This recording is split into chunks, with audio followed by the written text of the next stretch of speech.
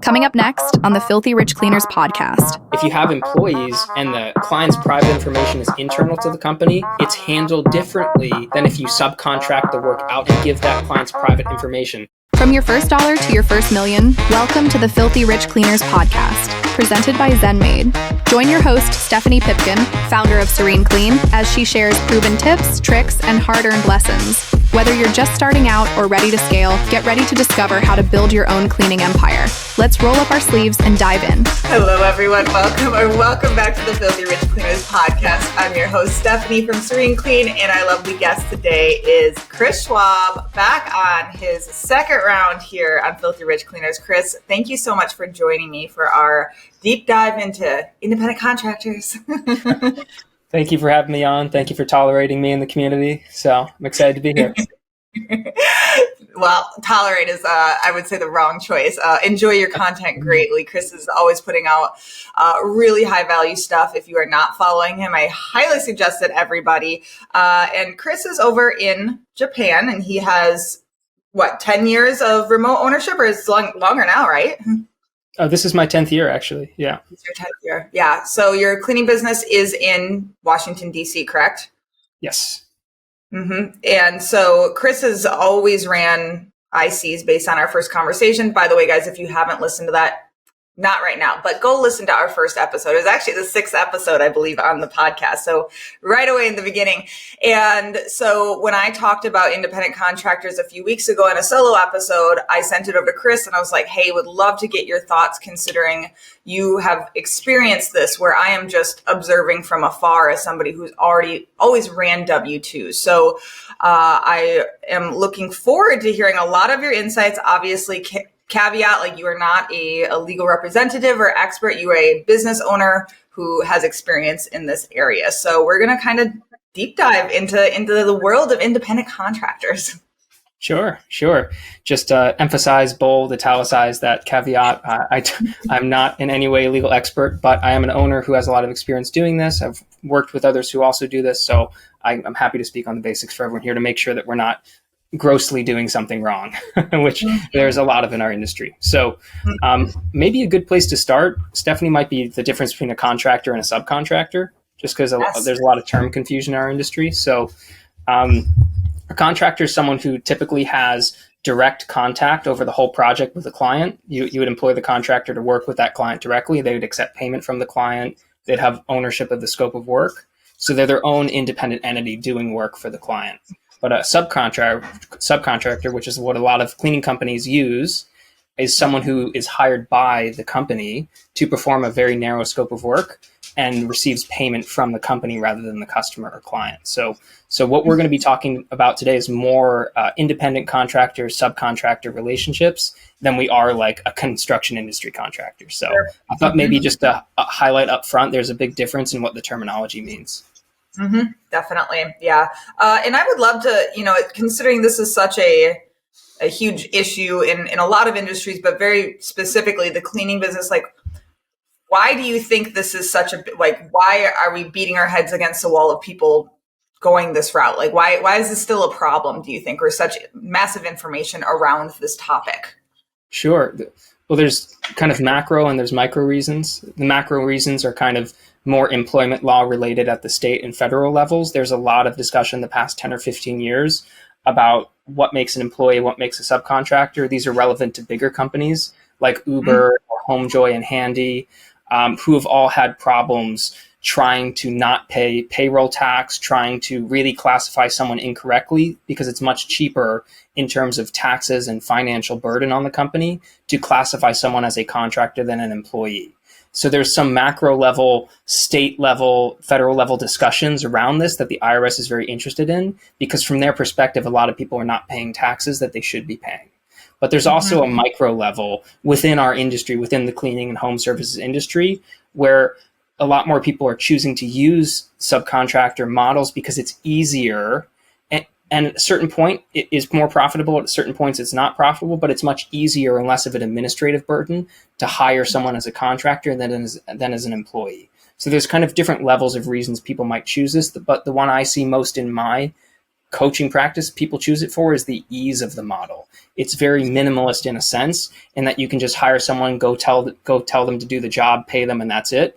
You can't really do that with employees. There's a lot more that goes into working with an employee, training them, quality control. A lot of that is not present in the subcontractor model. So someone who wants an easier type of remote cleaning business, they're drawn naturally to this type of model because there's a lot of things you don't have to do that you would normally have to do. I want to touch on using both because that's where I'm very confused as somebody who has seen companies do that and was like, oh, that sounds like a good idea. So I definitely want to get into why that maybe that isn't even legal. So yeah, let's start with what you suggested. Sure. We'll touch on the hybrid model. It's very attractive, but you'd have to take a very charitable definition of the guidelines to try and make that legal. So I'll touch on that in a couple minutes. But yeah, so basically, the guidelines for what makes an employee, what makes a subcontractor, independent contractor, they're set at the federal level by the IRS. They have a set of guidelines which you have to follow to ensure that someone is properly classified. But there's also state level laws for how how strictly or how loosely they consider the IRS's guidelines. So you actually have to be compliant with federal and with state and sometimes with county level laws too. I'm working with a student who's starting a laundry folding business in Washington State, and her county level has laws that she has to follow too. So she's following 3 sets of laws, right? So there are different levels of laws that we have to follow to make sure someone is an employee and make sure someone is an independent contractor.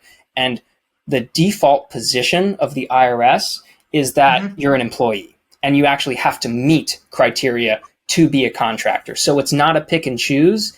It's by default someone that you hire as an employee, and you have to prove that they're not an employee. So you're actually starting from a disadvantage as a cleaning business owner if you're choosing to use the contractor model, because you're having to say, hey, the default position is not correct. I have this unique case here that's different, which qualifies me for this exemption where I can use them as independent contractors. And the laws that they have are roughly categorized into a few different categories. There's so much nuance to that. And even what you just said, I had no idea that it's like defaulting, you are using employees. You almost have to prove that you're not. And so that's really fascinating. I didn't know that. Yes, the burden of proof is on you. That's why when people get audited for this, the vast majority of the time they're going to lose that, because there's various ways we'll talk about in a couple minutes that you really you get tripped up that you wouldn't think unless you consider it from the IRS's perspective. So there's a key set of 3 kind of IRS tests that they do, which is kind of the surface level check of pass or fail. That's a behavioral control test. So that's how you control working with the worker. And if you control large parts of how they do the job, like if they have to follow a very specific method of cleaning, if they have to use certain types of supplies, if they have to do certain things during the job, you're exerting significant control over that worker. That would classify them as an employee. If they're an independent contractor, they have independence over how they do their job. You do not exert control. You can give the job to them with a specific set of requirements for that job to be completed, but you cannot control how they do it, because then they're no longer independent, right? So a lot of this, I'm going to emphasize certain words, not just because it will make sense as we go along. The independent part is the most important part of this definition. So behavioral control is the first test they typically do, is are you controlling how this person does their job? The second one is financial control. So this is one that a lot of people get wrong in the cleaning industry, is you cannot set their rates, you cannot provide them supplies, you cannot reimburse them for gas, you cannot be their only client either. This is this fourth one is the one that people get wrong a lot. So a lot of people know now, we can't provide them supplies, and that's a benefit in a certain way. But what they don't know is you should not be your sole, that independent contractor's sole source of income. They're their own independent entity with their own insurance and their own clients, and you are one of their clients. You're subcontracting them out to do a job. So if you're their sole source of income and you control their schedule and thus their financial income, that would then mean that you fail the financial control test and they would be determined to be an employee. So you cannot actually control their entire income. So we like our contractors to have our clients when it fits their schedule, but to also have their own other clients. That's actually a good thing. So, and this is good when you're starting too, because then you don't have to keep a full schedule for them, right? So a financial test is kind of the second of the big three tests that they kind of work with. And the last one is a relationship test. And this is the other big one that a lot of people fail. Employee relationships can be long-term and permanent forever, but with contractors, there's typically project time limits on the relationship. So you can't just have an open-ended thing saying, you're going to work for me for the next 10 years whenever I want you to. That's like a permanent employee type relationship. With an independent contractor, you're typically setting a rate, you're setting a scope of work, you're not supplying them with any employment type benefits, and there's some temporary nature to the work that you give them. So they're not doing the same house for 10 years in a row on the same schedule, on the same pay, right? So the relationship has to be different and less permanent than an employee relationship is. So those are the three kind of big tests. There's a lot more state level tests. California has a very famous one. But those are the three big tests that the IRS kind of applies when they're auditing people. And the other big part I just mentioned before I let you jump back in is there's some really deadly red flags that you just can't, if you do them, you're going to fail. You cannot provide them company uniforms because they're not part of your company. They're independent contractors. You cannot provide them with detailed cleaning checklists. So you can have like but you can have basic checklists as a scope of work that they need to do. But if you're doing like 100-point checklist, like some companies do, and the contractor has to do all 100 points, you're controlling how they do the job again. So you're exerting behavioral control over them. So you cannot have super detailed cleaning checklists when you're using contractors, and you cannot set their work schedule. So you actually have to ask them proactively for their availability. You cannot demand that they're always at this house at this time. You have to ask them and request regularly that they can do this job and it fits within their schedule. So you cannot control their work schedule either. So that was a lot in one go, but that's the basic overview is those tests and those red flags. That's the very basic. You cannot even think about failing those ones. Quick break. If you run a cleaning business, this is for you. The Made Summit 2025 is the go-to virtual event to elevate your systems, grow your team, and finally get out of the day-to-day. 20 plus speakers, real results, and absolutely zero cost to you. Register today at madesummit.com. Remember, it's free. Okay, now back to the video. Every single layer of that, I'm just thinking of all of these examples, like very specific to, like our cleaning businesses of like, that doesn't work, that doesn't work, that doesn't work. And I'm seeing it over and over again. Like, and even some of those I didn't even realize. And I'm very intrigued, like how you manage those areas, considering you legally run ICs. And we can get into, maybe that would be, I don't know if we want to get into that right now, but like, how do you handle each of those sections to make sure? Because I'm like, I mean, everything you just said is so wildly unattractive for me as somebody who's ran W-2s. I'm like, that's not easy. That's not like, so I understand why people think it's easier, but that's because they're doing it illegally. They think it's easier because they're like, well, I don't have to pay, I don't have to pay these insurance and all of these things, but it's like, but you're not doing it right. So it's actually not easier at all. Yes, we can talk about that. I may spend 2 more minutes on the negative, not to make it all negative, everyone. I put the negative first and then we'll get to the positives. So basically, there's different types of cleaning jobs, right? There's carpet cleaning, there's post-construction cleaning, there's move-in, move-out, there's a standard weekly home cleaning. These are kind of, you can kind of think of some of them as safe territory and some of them as a danger zone. When we talked just a couple minutes ago about setting a work schedule for an independent contractor, that's kind of comes under behavioral control or relationship control, how you control that their work is done. If it's a temporary job, like a single carpet cleaning or like a single post-construction clean for whatever, that's not really exerting schedule control because it's temporary or ad hoc jobs. But if you're doing a weekly house cleaning route where it's always the same route, that is actually setting the schedule for the contractor, and that would be a danger zone. It doesn't mean you would be doing it incorrectly, but it would fall to the individual auditor to decide, and most of the auditors are primed to fail you.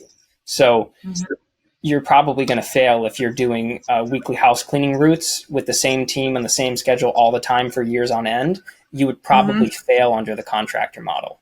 And a lot of people don't realize that because that's the basic cleaning business model. that we use. Yeah. And also like when I think of like my clientele and something that's very important to us is trying to keep the same cleaner on the same house because it makes it easier for us, of course, as much as possible. And because, well, this is this cleaner's availability, we're like, it is like the consistency of the schedule, if you will. So it's like, how do you circumvent that? I'm assuming rotating teams and stuff, but that's just a whole nother host of problems of like, you need to make sure that there's consistency now across independent contracting teams. And that's that's such a challenge. Well, maybe deviate for a minute here into benefits of employee versus contractor model that to get back into it. But you just brought up a very good point. And it's one that I've talked about for a number of years is there's a point in a business company's, in a company's doing business where quality control becomes more important in order to grow. It's always important in reality, but you're going to hit a plateau until you actually fix quality control. Well, this is something that we see with the contractor model. And this is very, very rough math, but generally somewhere around the $50,000 to $60,000 a month mark in house cleaning specifically, not other types of cleaning. I see contractor model based companies start to top out and plateau without some serious reform. And it's because they have a dozen or more contractors now doing work for them, but they all have different quality standards because they can't control the quality the way that an employer can, where they're able to train everyone on the same type of system. They're able to have team leads go out and do checks. They can't do that, right? So they start to top out at a certain revenue mark where their churn rate starts to exceed their client retention and acquisition rate, and they're just kind of stuck spinning their wheels. And by the way, this happened to me too. So I'm speaking from personal experience. So at the beginning, I find that running a contractor model is easier as a business owner the first couple of years because there's less hassle to worry about. You can focus more on growth. But at a certain point, as you really start to scale, it's much harder to scale with a contractor model than an employee model because a lot of the basics like quality control have never been taken care of because you've never had to worry about them before. And so it starts to hold you back as a business owner. So penalties from the IRS aside, there's actual real downsides to this model in terms of growing it into like $1 million company too. So yeah, and I love that you brought up quality control because I told like that we're psychotic about that, and we can like to the point of how the cleaner fills out the checklist that gets left. We're literally like dictating that because we want it to be standard across the board. So all like everything's understood. So when I guess what you're talking about is like proactive versus reactive. So if you're having ICs do the cleanings and you get a complaint, then you can choose to not use that IC, or you can take that to them and say you're not up to standard, but you cannot proactively quality check them. Can you QC them? In a way, I'll tell you how we do it. So you can, in a way, you can't say, hey, you screwed up, go clean that. You can't like go back and do that and fix it, right? You can't actually do that because they've completed the job in the way that they've decided to complete it, which is their right as an independent contractor. But what you can do is a couple things. One, you can build into your subcontractor agreement that you're able to withhold part of that job's payment if the client is unsatisfied. So we've never actually called anyone on this in 10 years, but we have it in our contract that we would be able to withhold up to $50 from that job if the client is clearly unsatisfied and if there is evidence like photos or whatever, if there's evidence that part of the job was undone. So they're still paid for the job, but we would be able to theoretically put a clause in there saying, hey, no, actually, this was not done to a satisfactory standard. This is the new rate that you'll be paid for this job. So you can do that to an extent. But the other thing that you do in a practical manner is you incentivize them to go back and fix it. You can say, hey, look, I'd like to send you on another job back to that same house to clean these missed areas. I'll pay you $80. It'll take about an hour. Could you do that? Most of the time when they understand something's been missed, if they were rushing between houses, they will understand and they will accept that. Now, you as the business owner don't want to hear that because you're having to pay a second time for the same person to go back and clean something they should have cleaned the first time. That's going to piss a lot of owners off. I'm just talking about from a legal perspective rather than from a what's an ideal perspective. Ideally, we make 100% profit on every job, right? But it's not ideal. So I'm just talking about what's realistic. So you can do it that way. We didn't like doing it that way because it often created a lot of tension with sometimes good contractors who occasionally screwed up. So what we do instead, and this does cost money, unfortunately, is next time we have a cleaner who's going near that route, a different team will say, hey, look, actually another team missed this area. Would we be able to pay you extra today to go and cover for those areas of that home? It'd take about an hour of your time. We'd really appreciate it if you could do that. So we typically send a different team back for that quality control issue and pay them for that. I know people don't want to hear spend more money to fix someone else's problem, but that's kind of the way to do it if you're going to do it without obviously failing some of these tests. Yeah. Okay. So in that scenario, do you communicate to team one, these things were missed, just so that they know it wasn't up to standard? Like, you are telling them, right? Yeah. Okay. Yes. Yeah. We regularly tell them, hey, look, we did our follow-up call the next day with the client. They did say there was a few areas missed, this, and this. I wanted to notify you about that because I've noticed this happening a lot of the past couple of weeks. How's your workload? Do you feel like you might want to do just 2 houses a day instead of 3 for a little bit? We talked to them about it, and most of the time now our teams are pretty good. It's not an issue. But early on, the first few years, I'd had some real arguments with cleaners, and that's not fun. But that's also an opportunity for us to learn if maybe there's a personality mismatch for the company, right? Sure. So for us, we use those conversations with contractors, not necessarily as a litmus test, but we're very open about the feedback with them and see if they're going to improve or not. And if they argue a lot with us, we might end it there.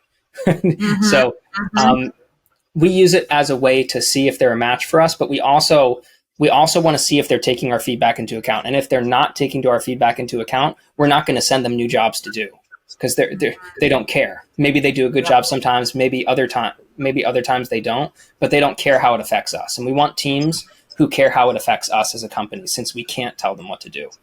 Mm-hmm. So, like, for you in a scenario, you're giving out, how often do you have to basically put out the jobs to them? Because I'm thinking from a scheduling perspective, like, we're scheduling clients out. I mean, it could be, 6 months, and like, they're on a reoccurring schedule, right? And so how is it that, like, for planning purposes, are you able to manage the schedule every single week? Is that not pure chaos? We do. I'll tell you how we do it. We do it a few different ways. And this is another advantage, actually, in my opinion, of the contractor model. If you have part-time employees, you still have to pay them part-time. If you have part-time contractors who have other clients, you can pay them when work comes in, but you don't have any obligation to pay them some sort of hourly rate to just be idle, right? Mm-hmm. So we do 2 things. One is we always have more contractors than we need on file. So if we need 10 contractors to be fully booked, we might have 14 or 15 because they all have their own clients and schedules too. And so in an ideal week, even though we may only need 10 contractors, if we had full control of their schedules, which is not allowed, in reality, some of them, they're going to have Monday morning booked, or some of them are going to have Thursday afternoon booked that week. So we can't book them in for a cleaning. So what we do is we have, number one, kind of backup contractors always available, or other cleaning companies that we trust in the area. So I know 3 other cleaning company owners in the DC, Maryland, Virginia area very well. And when we're overwhelmed, we actually send them jobs and take a much smaller percentage. We take like 20% or something instead. So we actually have other companies we'll contract out to occasionally that we know have quality teams and a quality process and who are not going to do the whole client theft thing. Literally, like, everything you're describing right now, like, my brain is short circuiting because it's so different than what I do. I always tell people, if you're a micromanager, you're going to be screaming during this podcast because you're going to hate the contractor model. I am control everything. I'm sure it sounds like hell to you. It does. I love it. That's awesome. That's the first, is having more people on hand. And the second is how we schedule them.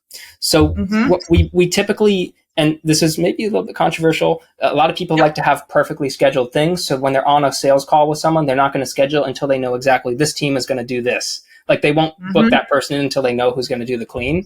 We don't do that because we have to ask our contractors first if they want the job. We can't just say you have this job at 3 p.m. on Thursday. We have to ask them each time. So what we do is when we book a client in, we get them booked in the schedule first, and then we approach the individual contractors we think would be a fit for that job.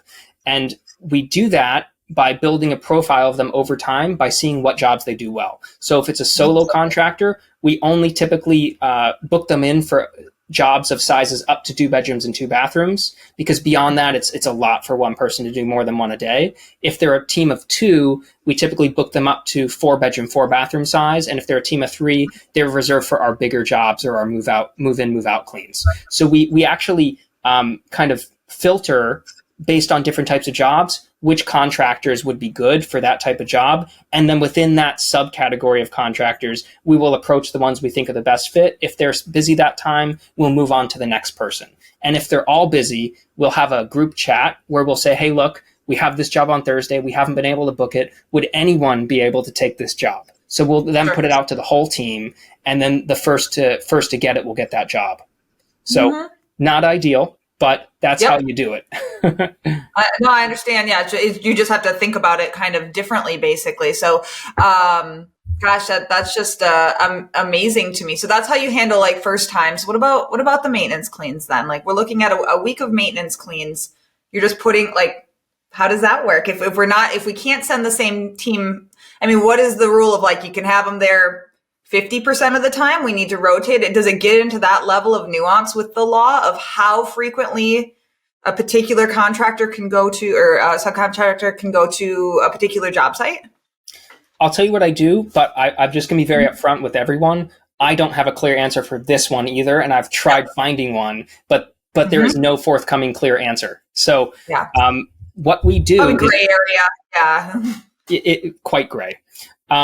So we don't know. I've actually approached state authorities with this question, really, but no one will give a clear answer. And so what we do is we renew our subcontractor agreements every year with them. They sign a fresh subcontractor agreement, and we renew that sub job with them. And we say, can you do a job for the next 6 months or the next year at this location at this time? And then it's a time limited contract. So that's as far as I've gotten. I got you. And you're doing that with, so all of your regular clients, like you have kind of listed in their contractor agreement, like, or like if you have somebody who works 20 hours a week or is available to you 20 hours a week or whatever on a regular basis, then and you have these 10 clients that they are always going to, you're just listing all of those clientele in their agreement? It's not in the agreement, but it's in writing, usually over WhatsApp or something, right? Got it. Yeah. So that's a tricky one. There are just certain parts of this that I don't know the answer to, unfortunately. But you know what? You probably don't want to establish like that's getting very nuanced. And I think just like you're thinking about it clearly, you're renewing the yearly contracts, and it's not just this unending thing. So okay, so that kind of is how you handle like the scheduling of it all.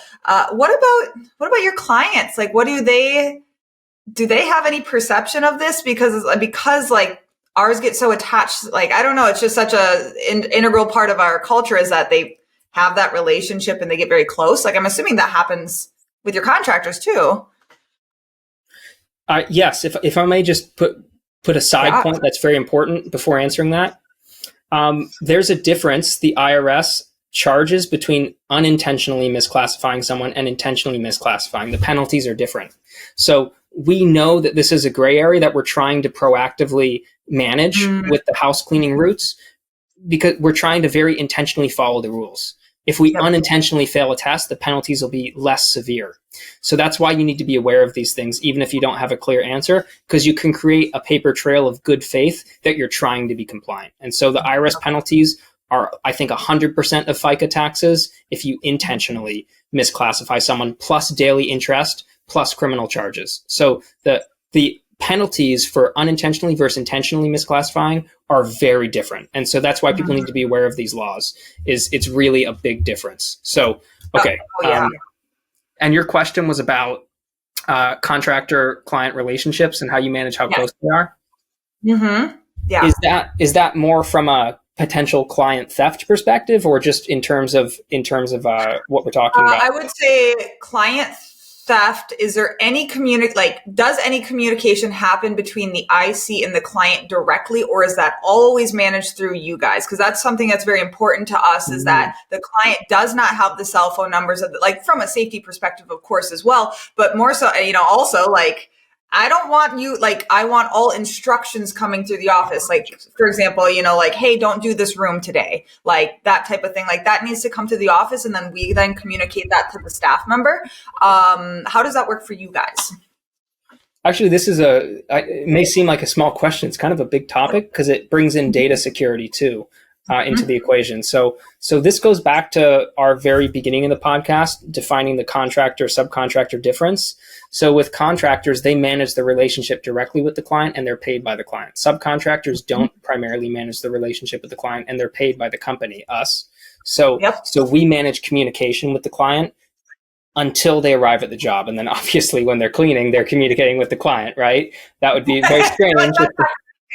No, I can't talk to you, call the office. That'd be a little strange. So up until they arrive and until they leave, we manage communication. And if they want to upgrade, because sometimes we arrive for a first time clean and they didn't want to book the deep clean for their first clean, but really it should have been a deep clean. They'll text, the contractor will text us and be like, hey man, this is 8 hours of work, not 2. And so we will call the customer and explain, you need to upgrade this cleaning if you want us to do this job. But the majority of the communication is done through the office. And that's part of the advantage for the subcontractors, is that we manage the client relationship for them so they can just do the cleaning. So we manage 90% of it. It's just really the 10% they're actually in the home. But and this is another one no one talks about, but so data privacy is important in how you manage data as a company with subcontractors versus employees. If you have employees and the client's private information is internal to the company, it's handled differently than if you subcontract the work out to someone and give that client's private information, like address, like lockbox code, to the subcontractor. That's so true. I didn't even think about that of we have such stringent confidentiality clauses in our employment agreements. And I mean, I'm assuming you can have that stuff, but the nature of the business, you have to put the address and all of these details out, right? How do you address, access to the home, access to their personal belongings. And so this is different, and it's something you should talk about with your insurance company, not with me. But data privacy, access to belongings, codes, entry to the home, these are actually handled differently depending on it being an employee of the company and someone you're subcontracting out to who's an independent entity. So it's just something to be aware of, and it's beyond the scope of me talking about today. Yeah, of course. It's something to be aware of. Yeah. And I definitely want to, obviously, that I don't know if we want to segue into insurance right now, or if you have something else in mind, because obviously insurance in general, I think is a huge topic in this realm of that I see, or I have heard of horror stories where, I'm running ICs, somebody gets hurt, somebody breaks something. Actually, they don't have proper insurance or whatever, or they're trying to come back and say that it needs to be on the company's workers' comp. So as somebody who runs exclusively ICs, do you have a lot of umbrella policies that cover independent contractors despite them having insurance? We do. We used to have a great one. They're no longer in business, but there was one specifically for Ever-Friendly Residential Cleaning Association, if anyone remembers them from years ago. They were specifically a cleaning association insurance company for companies using contractors. They don't exist anymore. He closed it down a few years ago. But yes, we do have a few different policies that are important. But we also do. So this is kind of a two-pronged answer, is how you onboard a contractor is important, but then also how you insure them is important. So if I can reverse that for a minute, I know I'm throwing a lot at you in one podcast. I mean, this is a deep dive. So this is the point of this. I want to get into the nuance of it. Yeah. If you start falling asleep, let me know. I just took a nap, Chris. I am laser focused. It's 8:00 at night. Yeah. So, okay, basically, I'm going to tackle onboarding first, if it's okay, and then insurance, because it will make a little more sense then. So the way that you onboard contractors, there's a few different things you have to do differently than employees. The paperwork that you have to get is very different. And so you have to have a subcontractor agreement. And one thing that no one ever does, which I beg everyone to do, is to go to a employment lawyer licensed in your state and just pay them a couple $100 to review your subcontractor agreement and update it to make sure it's compliant, because you need to be compliant with the federal and the state level. And if you just copy someone's subcontractor agreement online, which everyone does, you are going to get hit so hard if you're not in their same state. So pay a couple $100 to have an employment lawyer actually review your subcontractor agreement. It would be truly a foolish thing to not pay for. So you need to have a subcontractor agreement. You need to fill out what's called a W-9, which is tax information and legal information for that contractor. And number 3, you need to have proof of insurance on file. Because they're an independent entity, they have to have their own insurance on file for their legal entity too. Otherwise, you're putting yourself and your clients at risk. So with an employee, that's different. Your employee doesn't have their own employment company type insurance because you're insuring them as the owner. But as with contractors, they must have their own insurance policy. And usually your own insurance policy will state that you have to have it up to date with them every year. So every year you need to get a fresh copy of your contractor's insurance on file. It doesn't matter if it's by email or whatever, but you need to have a fresh, up-to-date compliant policy that they have on file. So when you're onboarding them, you have to do those 3 things. But what you also have to do on your end is have insurance on your end. One of the difficult things about this model is most bonding is for employee-based companies, not for contractors, right? So I was just going to ask about bonding because I was like, oh, what about bonds? There are companies that do it. It's a little difficult. It's more expensive, but there are companies that do it. And you need an insurance policy which specifically states in the insurance policy itself that your company is using independent contractors to perform work. And so you cannot just get a normal small business insurance policy. You have to get one that specifically covers this, or you're going to be this is an adult show, you're going to be so fucked if you don't. So Next Insurance is one that a lot of people use now. They're okay from what I understand. I've never heard anyone actually make a claim through them. So I don't know how their process is for making a claim or not. But Next Insurance is a company that will specifically insure you if you're a subcontractor model company. So you do need different insurance. And the other one that you want to get is 2 others. You want a directors and officers insurance policy to protect yourself as a director or officer of the company in cases of not willful. What's the opposite of willful? I can't think of the word. Like negligence. Maybe negligence. If you negligently do something incorrectly as an officer of the company, you need to make sure you're personally protected. And the other one is called Employment Liability Protection Insurance, EPLI insurance. I just had to use that for the first time actually because we got sued. So I didn't know I had that rider on my policy, and then I was like, oh, thank goodness. Oh, I'm sorry to hear about that though. Are you doing okay? Oh no, it was good actually. Side note, totally random, but there is people out there who have some type of technology to search out job listings that list anything about no felonies. And so this man in New York sued us. He didn't even apply or anything like this. He's actually sued my parents' company years ago. So this is what he does for a living, is sue companies. And basically because anything about felonies is specifically in Wisconsin, that is considered discrimination. And for us, we never list that typically, but the federal research facility that we were hiring for, it was their policy, no felonies. So that's why we had it in there. Otherwise, I got plenty of felons on my payroll. Like we're fine with that in certain circumstances. But anyway, so my insurance rider did have that, and they were able to get it dismissed, no problem. But yeah, do not put that in your job listings. Ooh. Wow. How bold of him to go after both your family and you. Oh yeah. He didn't even know. It's just like, yeah, he sues. I mean, I think he does like 80 cases a year at least. And so every single employment lawyer knows this guy by name, Richie Levine, if you're watching, you go suck eggs. Okay. Because this is what he does for a living. Like, it's just terrible. Yeah. What a hobby.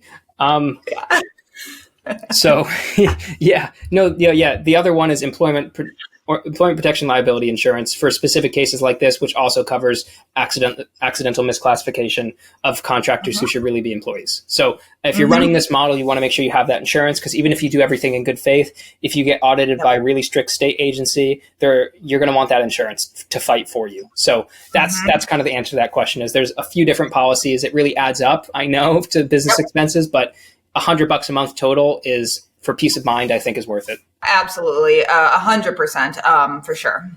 You know, if I may, actually, this is a slight tangent, but I wanted to mention another small downside of this model. It's one that I discovered recently, and I didn't know, because I run a residential contractor model. I don't do offices or government buildings, but I recently learned that a lot of government, medical institutions, schools only are allowed to sign contracts with employee-based services for security clearances. So contractor models can't even apply to ever do these types of jobs. So anyone out there considering this model, if you're going to go the commercial route, the commercial contractor model route is much more limited in who you can work with. So to really cap your growth potential. So that's a good point, because that research facility that we've been there for a year and a half, and I mean, incredibly high standards for background checks, and they must be like, we can't send just anybody in there. And so they do not want turnover. They want the same people. It's very, even though it is on a time limit, meaning like it's a 5-year contract that renews every single year. So that side of it would work well with contractors. But they don't want contractors or subcontractors. So that's a limitation.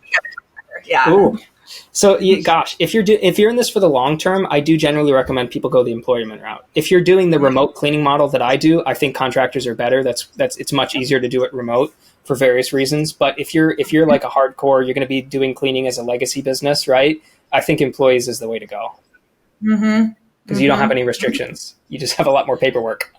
Yeah, exactly. And it's just like, there is a lot to it, but even in our first conversation, we kind of touched on this of like, you know, the values of like, for you having like independent thinkers and people who can work really well without a lot of instruction, like that works well in that model of what you're kind of desiring for your culture.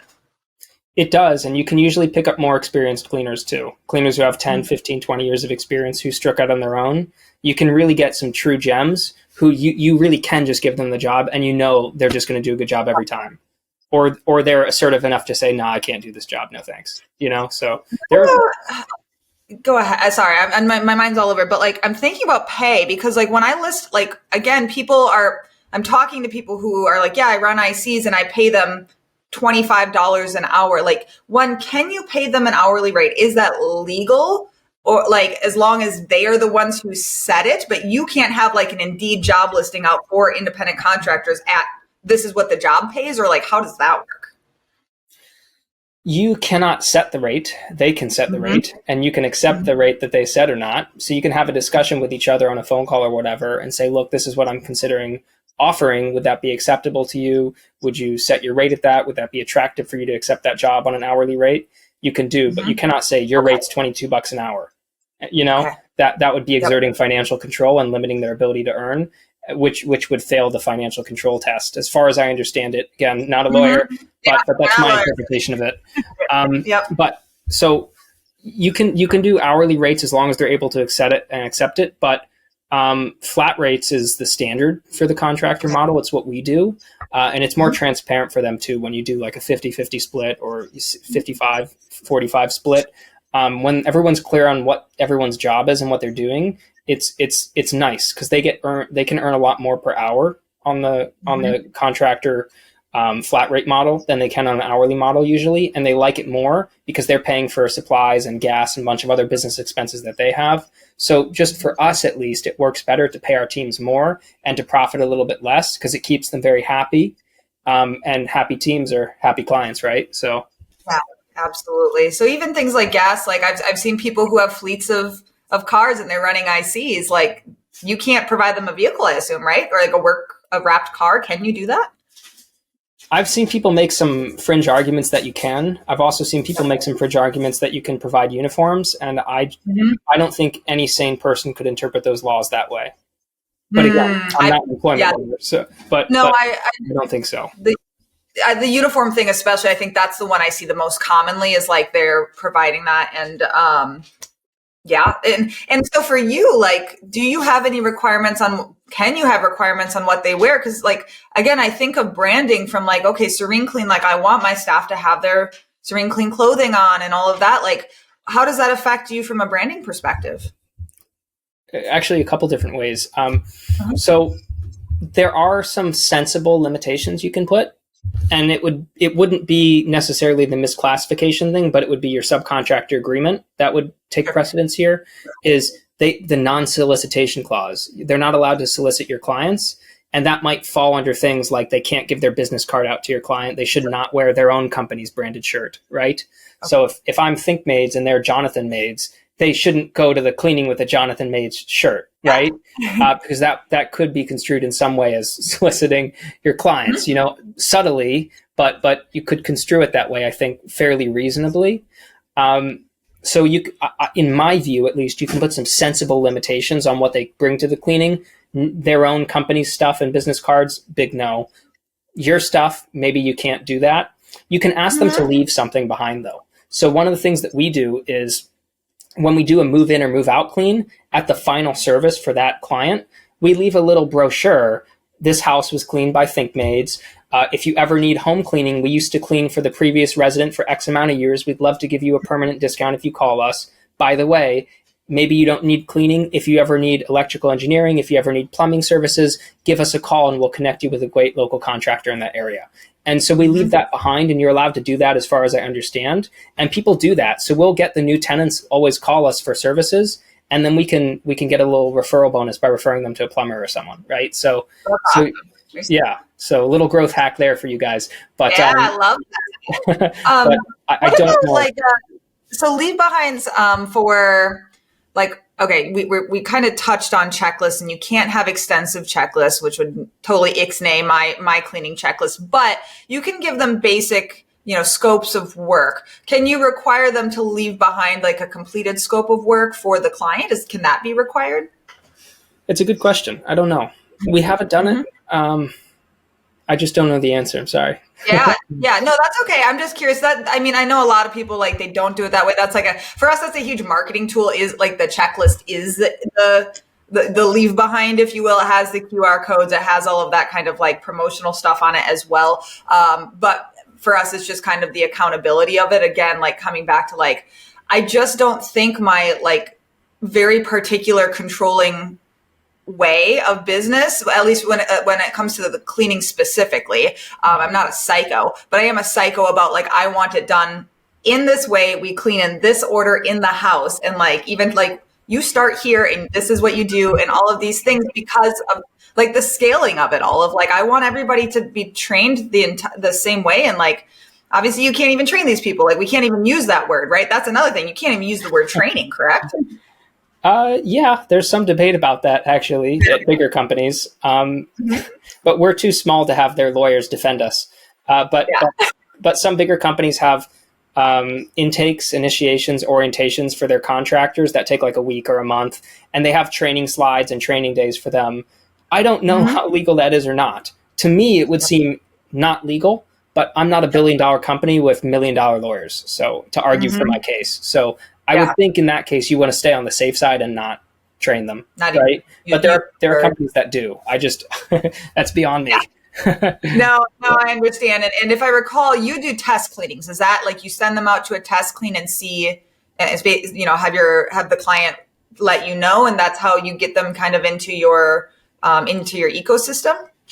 Yes, but just a caveat, it's a test clean for us, but it's a real clean for them. So we pay them the full price for those first few normal cleans, but it's a test clean for us to see how they do. Yeah. Do they arrive on time? Do they present well? Are they polite? Can they clean well? All those things we cannot train them on. Those test cleans that we send them on first and pay for, those are actually our kind of quality control early on, if you will, where we make sure that they know what they're doing as a cleaner. Because we've had cleaners who say they have 20 years of experience, and it seems like they don't even have 2.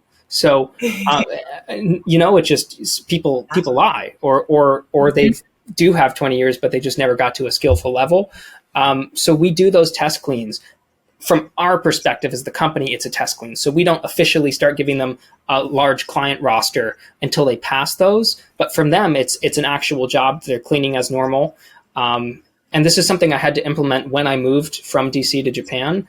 I used to have cleaners come to my apartment and my girlfriend's, and they would clean them, right?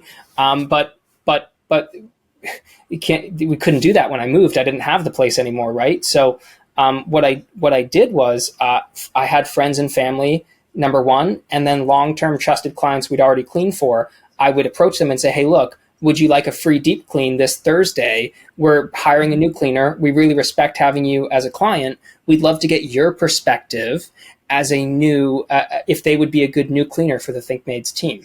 And this actually does two things. It gives us the quality control aspect, but also if they're not a good cleaner, because they cleaned for a long-term client who already has goodwill built up with us, they like to tell us the things that they did wrong, and they don't get offended if it was a bad job. So if we just send this new cleaner to a totally new client for the first time, you're just taking a huge gamble and hoping it turns out all right. So we try and have the new cleaners work with older clients or friends and family first, just to make sure if something does go wrong, it's with people who have goodwill built up with us, who will tell us the issue, right? So that's part of how you do it. Love that. I see.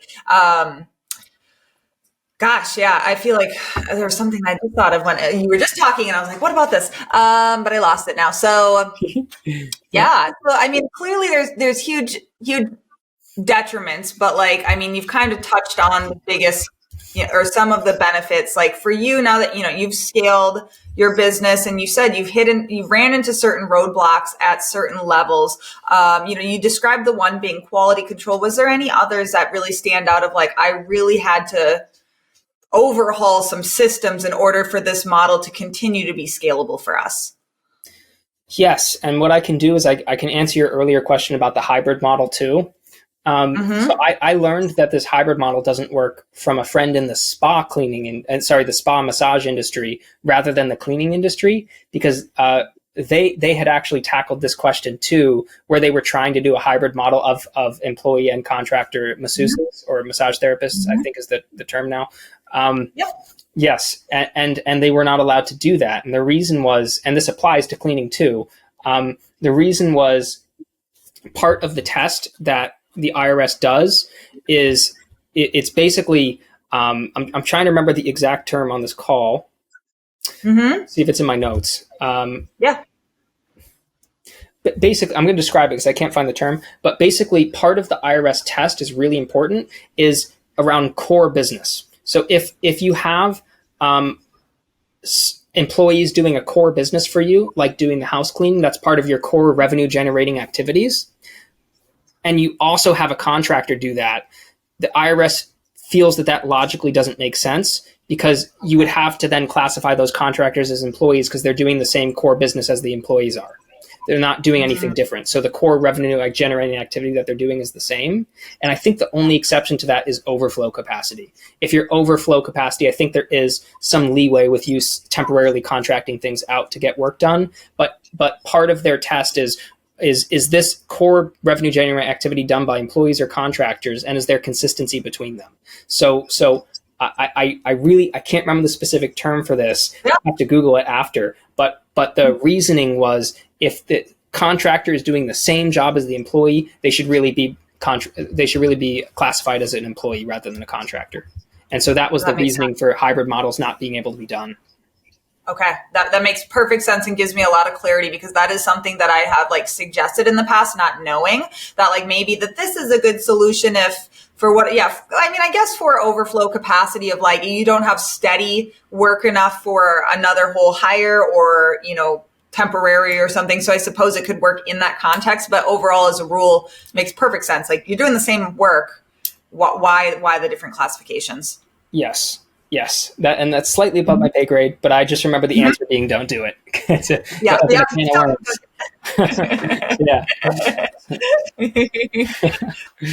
I did remember my other question too. I wrote them down so I didn't forget. But I'm hopping around a lot. I'm sorry, Chris. So your biggest kind of roadblocks, like let's go into that first before we circle back. So anything stand out to you outside of the quality control?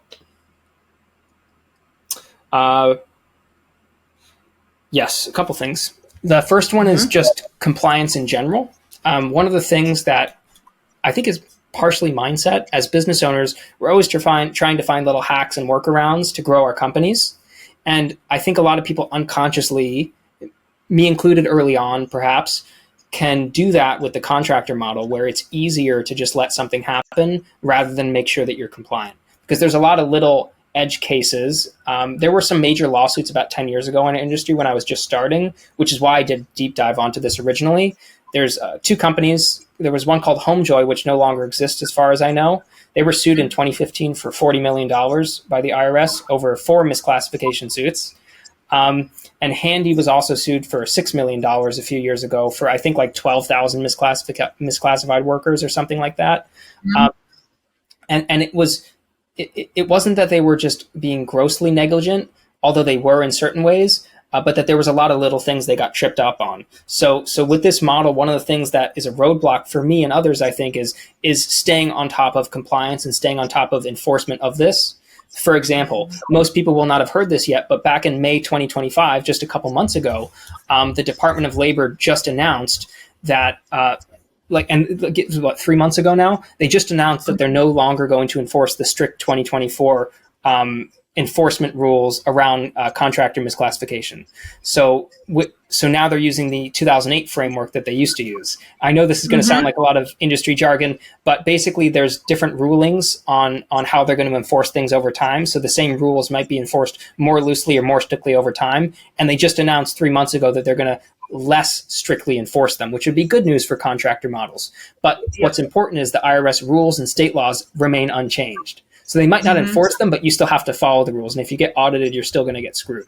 So one of the roadblocks is keeping up with industry news, because it's not necessarily specific to the cleaning industry. It's specific to federal or state level. So that's a big roadblock. I think the other one, besides quality control, is team culture is a big one. So if you do a contractor-based model, you're not going to have much or any of a team culture, which to someone who lives abroad and is not able to be there is a benefit. But if you're a very leader, team culture oriented business owner, and you want to have team get-togethers and you want to do all this stuff, the chances of that happening with a contractor model are slim to none. So if team culture is important to you, you just have to recognize the only team culture you're going to have is going to be you and your office managers. You might get close individually to some teams, but they're not going to know each other. They're not really going to care about each other at all. It's not going to be a working environment.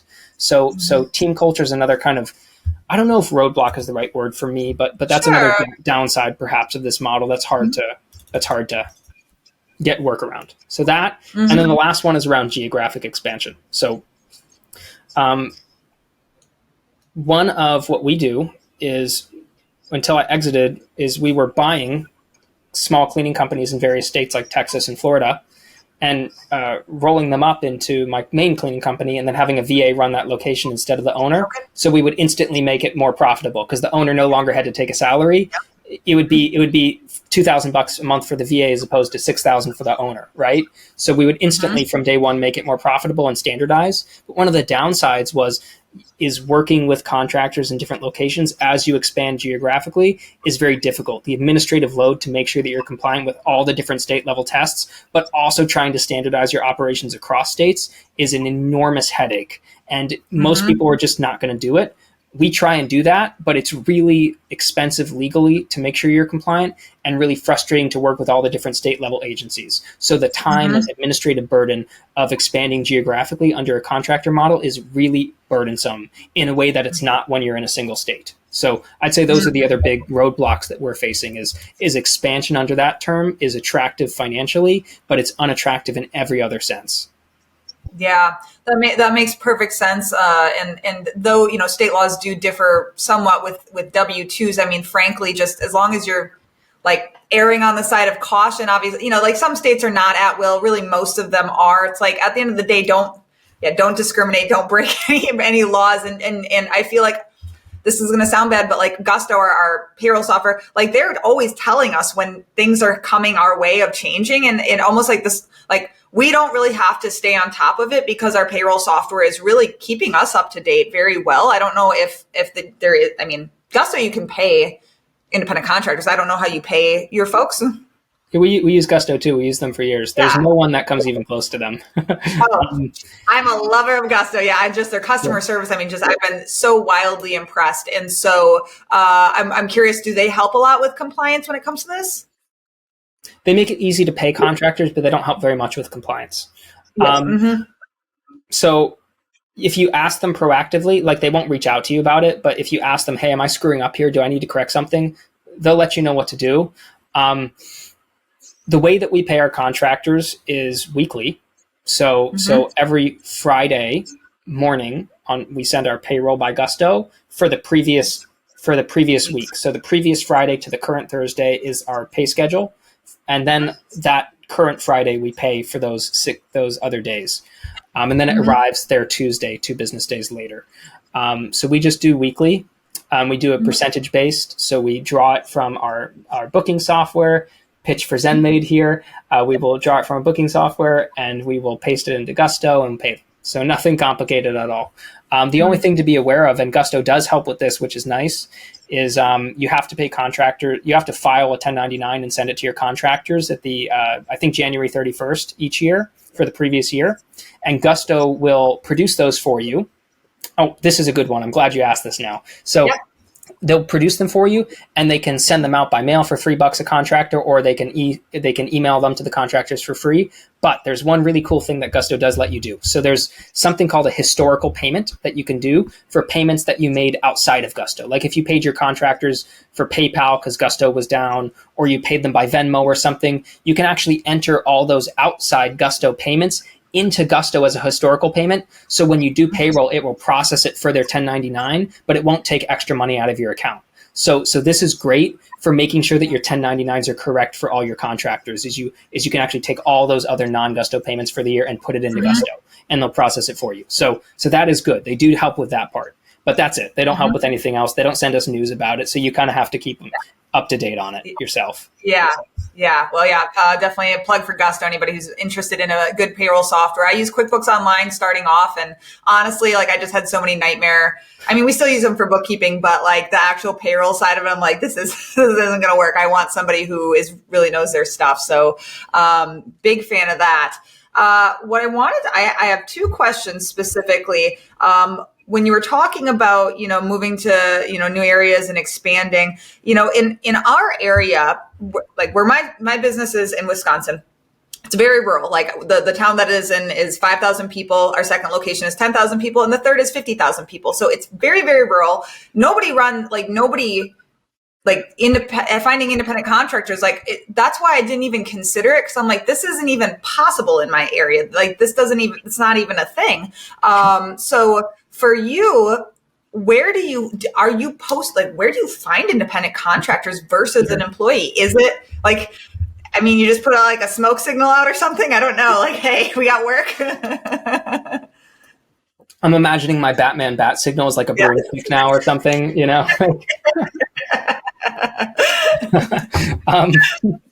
That was terrible. I apologize to everyone. I was like, I'm going to ChatGPT. I'm going to AI that for Chris Lynn.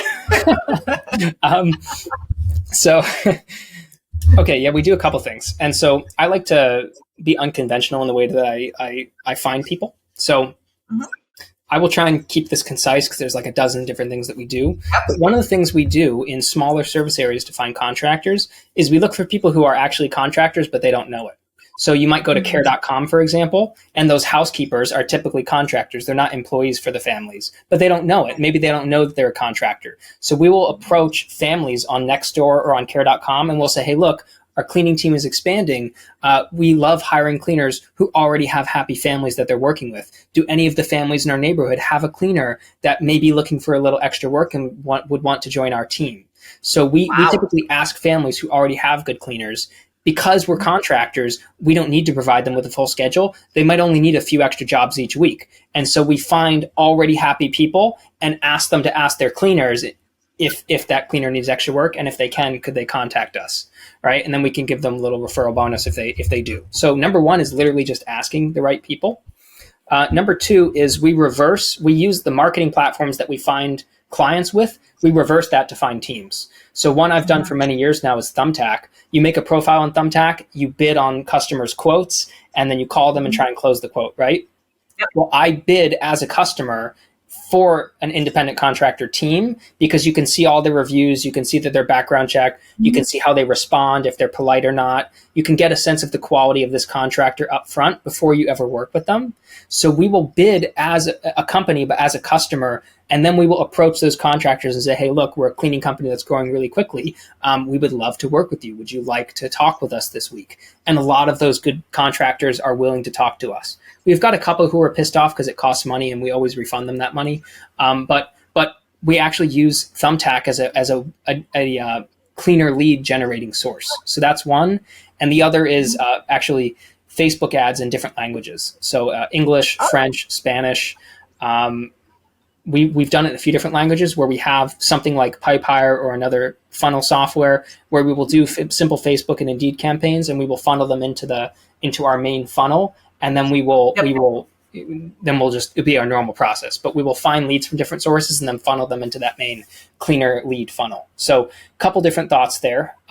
That's how we find contractors in smaller service areas. In bigger service areas, it's a little bit different and easier, but in smaller service areas, you have to get pretty creative.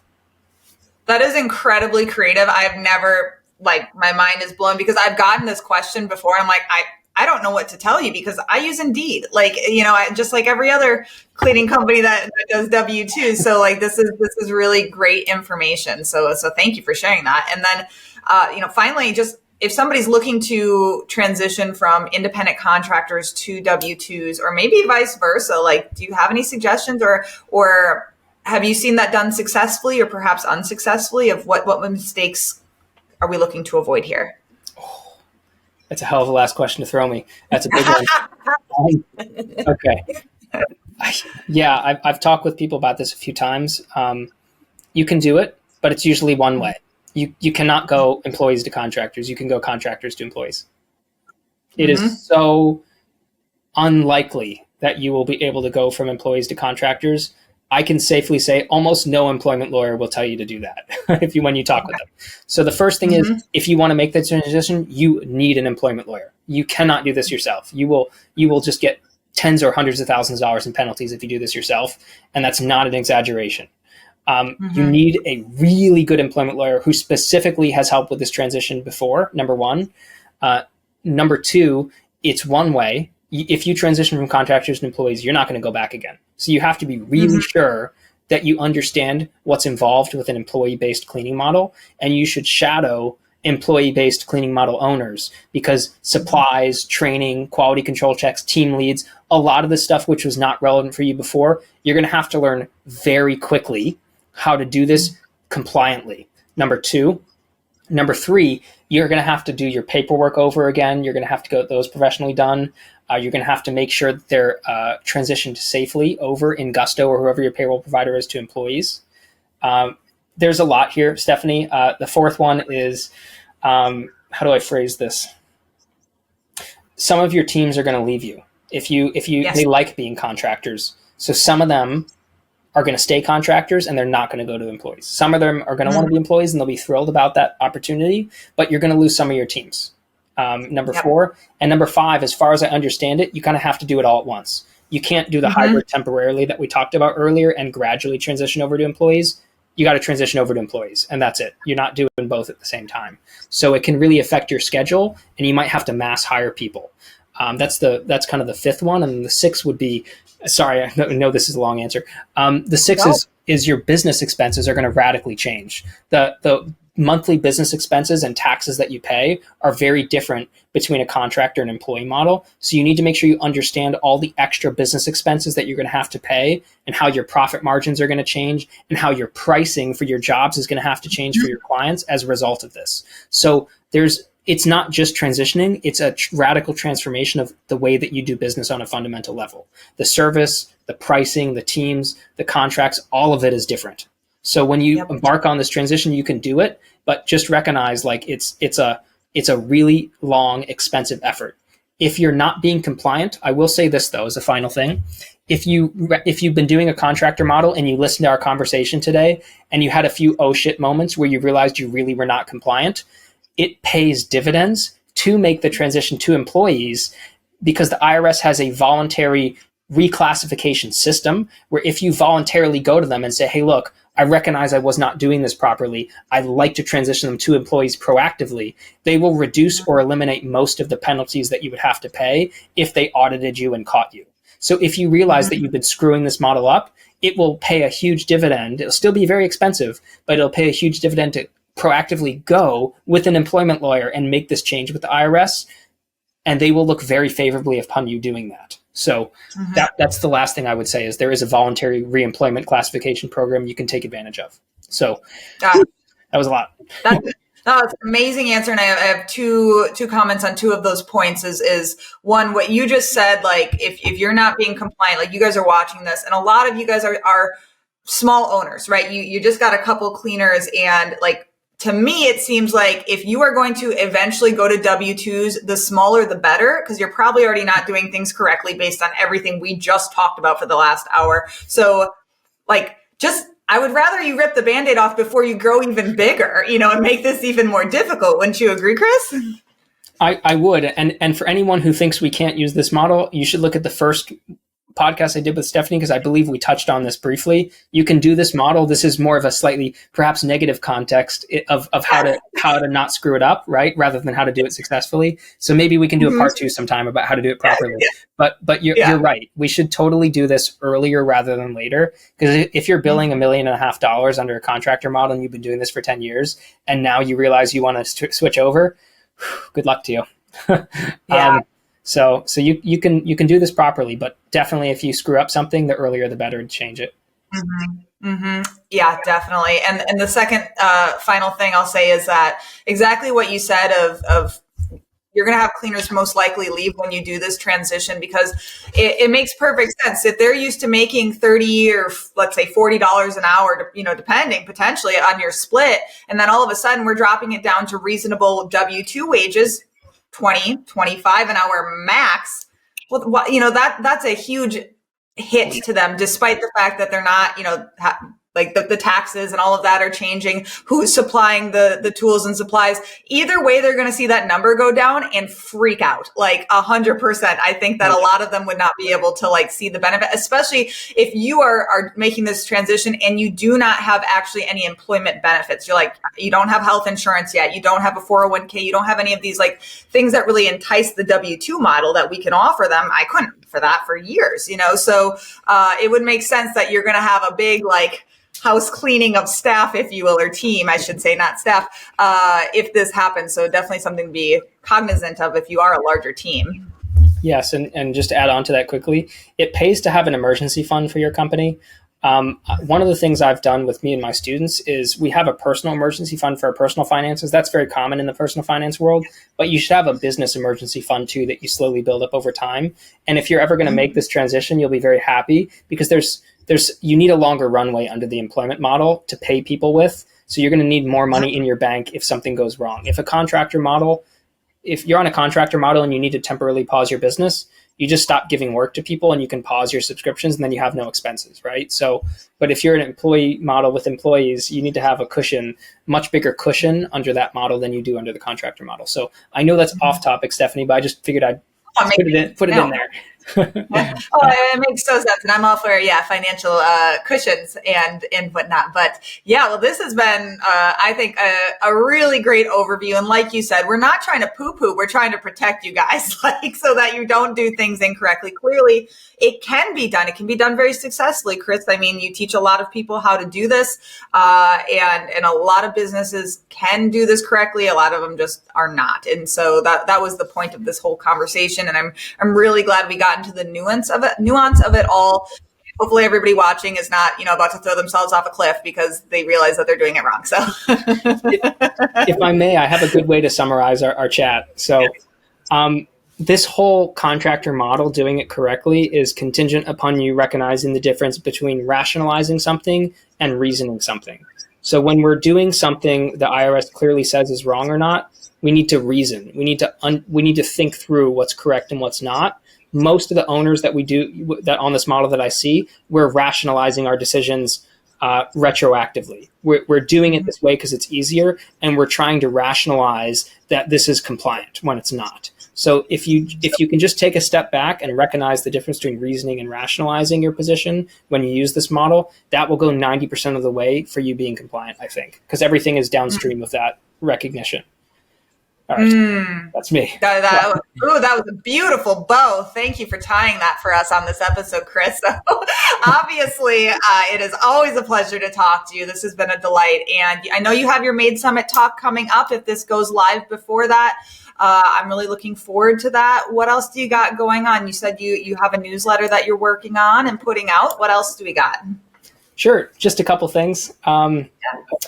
I run a program called the Local Business MBA, which is an MBA style program for home service business owners, particularly cleaning, because I'm obviously a cleaner, where I teach you systematically how to build a remote cleaning company. I've been doing this for about 8 years now. I started my cleaning company 10 years ago. I started coaching shortly after. So if you want to learn how to do this compliantly in the way that I recommend and grow it stage by stage, you can find it at localbusinessmba.com. And this is what we talked about now. These types of valuable discussions we have all the time with the other students. So I do that. And if someone needs one-on-one help, I do one-on-one coaching. Just email me, chris@localbusinessmba.com. And then there's the newsletter. So I recently started a weekly newsletter, which is really fun. It's a lot more work than all the newsletter gurus tell you that it is, but it's a lot of fun. There's a lot of industry newsletters for marketers, for coaches, for a bunch of other industries, but there's not many newsletters for the cleaning industry specifically. So what I'm doing is I'm doing a weekly newsletter on cleaning with a focus on remote, right? Because that's my angle, where I share industry news, where I share strategies and tactics for free that you can use. It goes out once a week on Tuesday. You can just find that in my Facebook bio because I can't read out the whole URL. We can link it below in the description. I'm definitely going to be subscribing to that because you're right. There is a total lack of that in our industry. So you're doing a lot of great stuff, Chris, and everybody watching him. Chris is like, he's the OG man. And like, I can't tell you how much I admire you and just your calm demeanor to my spazziness is just, it's a really nice echinacea, if you will. So, yin and yang, right? Well, you're a wonderful host. So thank you for jumping on, Stephanie. I like what you're doing too. I follow you closely. So thank you. I appreciate it. I suppose I'm speaking to the crowd, but if anyone's listening, they're obviously subscribed to you, Stephanie. So Oh, thanks, Chris. And everybody give him a like, give him a follow, subscribe, and we will see you on the next episode of Filthy Rich Cleaners. Bye. Bye.